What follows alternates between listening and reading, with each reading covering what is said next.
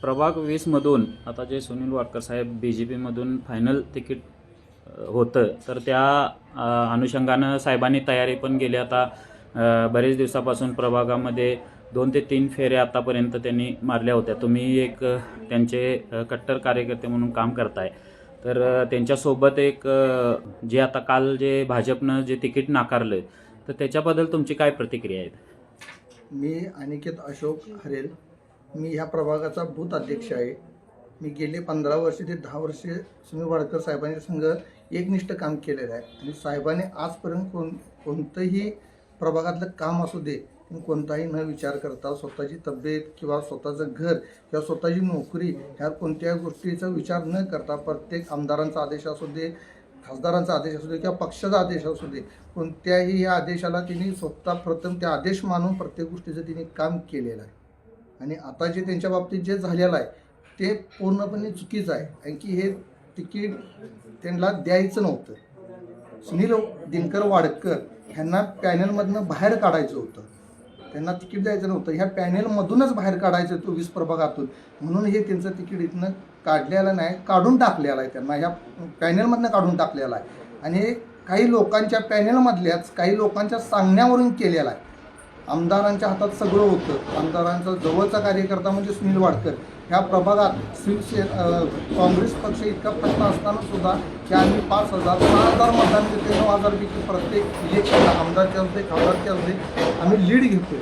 आमच्याकडे मॅनपॉवर कमी असली सुद्धा आम्ही घरात प्रत्येक जनतेसमोर आम्ही कमळ हिंदुत्व पसरवले आणि ते ठामपणे केले काम, कुठल्याही ह्याला बळी न पडता. आणि आम्ही एकनिष्ठ केले काम आणि हे करत राहणार.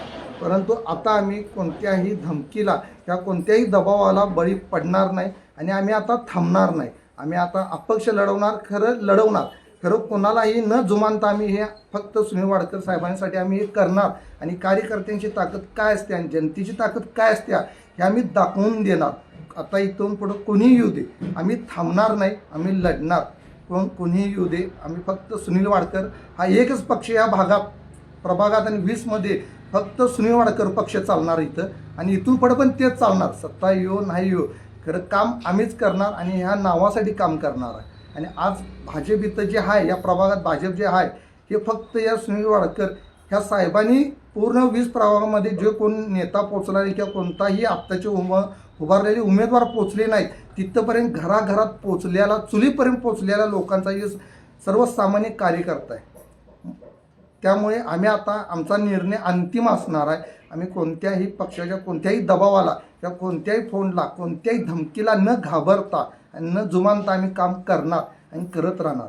ही आमचं शेवटची प्रतिक्रिया असणार. आणि आमच्या सर्व कार्यकर्त्यांचे, सर्व महिला कार्यकर्ते, वाडकर फॅमिली असू दे आणि आमच्या कार्यकर्त्यांची फॅमिली असू दे, महिलांची फॅमिली असू दे, जेवढे बूथ प्रमुख आहेत तेवढे आम्ही जी ताकद आहे ती ताकद दाखवणार आहे. की आम्हाला जे आज इथं पोचवले, जे आम्हाला मोठं केले ते सुनील वाडकरांनी केले. आमचं हे घर आहे, हे पक्ष जे आमचे इथं जे चालते कार्यालयामध्ये ते फक्त वाडकरांच्या नावाखाली सगळं चालते. हे कुठल्याही पक्षाच्या नावाखाली चालत नाही. सुनील वाडकर म्हणाल ते पूर्व बाजू असत्या, ते आता पूर्व बाजू आम्ही दाखवून देणार आहे. आणि जो त्यांचा अपमान केला आहे, जी त्यांना वागणूक दिल्या, मी त्यांच्यासोबत गेले 4 दिवस त्यांच्यासंग फिरतोय. सकाळी 6 वाजू दे, 5 वाजू दे आणि रात्री 2 वाजू दे, आम्ही रात्री 2ला त्यांच्या घरात जेवतोय. जी त्यांना वागणूक दिल्या ना, त्या वागणुकीचा आम्ही जे आहे तो निषेध करणार आणि त्यांच्या बाजूने उभं राहणार आहे.